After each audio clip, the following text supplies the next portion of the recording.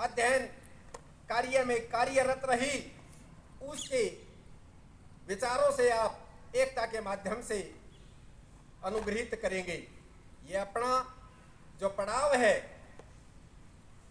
जैसा इन्होंने एनवायरमेंट मिला, वातावरण मिला, कैसी फली फूली आज हमारे भारत में एक पोखरी खेड़ी गांव का नाम भी सुसज्जित करने में सर्वोत्कृष्ट रही। इनके लिए फिर दोबारा तालियों से धन्यवाद।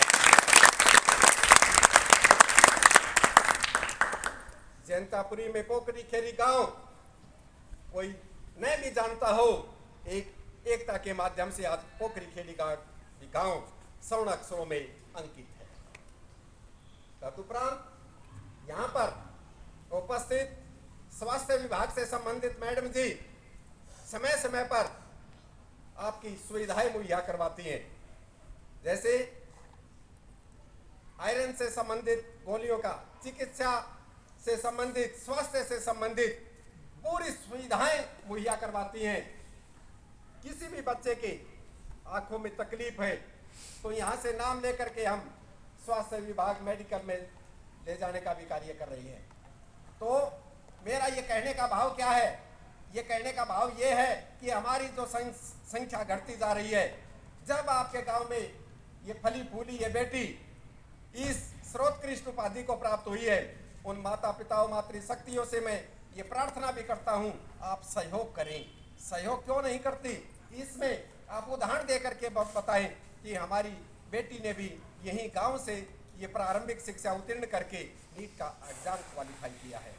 तो मैं खड़े होकर के अनिल जी और मैडम जियों से एवं अन्य आगंतुक अतिथियों से भी ये प्रार्थना करता हूं कि आप मंच के माध्यम से, धार्मिक मंच के माध्यम से, सामाजिक मंच के माध्यम से ये कह के जाएंगे कि हम 10 बच्चे तो अवश्य में अगले सेशन में, आने वाला जो सेशन होगा हमारा 24-25 का, उसमें जुटाएंगे। ये एक विशेष यहाँ बात अपने मुखारबिंद से प्रस्तुत करके जाएगी एकता की मम्मी, और हम इनके साथ होंगे। मार्च 31 मार्च के बाद 1 अप्रैल से, उससे पहले ही हम चलेंगे, नहीं तो अपनी जो दुकान खुली हुई है उनके पहले ही आ जाते हैं और ये कहते हैं कि आपका प्रचार प्रसार होगा एकता का नाम लेकर के ये कहेंगे हमने उस स्कूल से प्रारंभिक शिक्षा प्राप्त की थी, आज हमारी ये बेटी, हमारे स्कूल की ये बेटी होनहार आज नीट का क्वालिफाई करके हमारे स्कूल से आई है।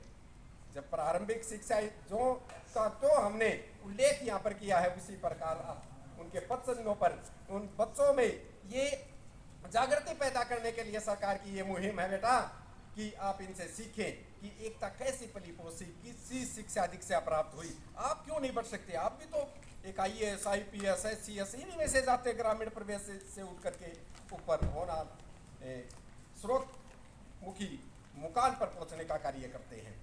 तो मैं सबसे पहले मुख्याध्यापक महोदय जी का, उसके बावजूद पहले एकता दीदी आपकी अपनी जो प्रारंभिक शिक्षा है, कैसे अचीवमेंट इन्होंने किया है इस MBBS में।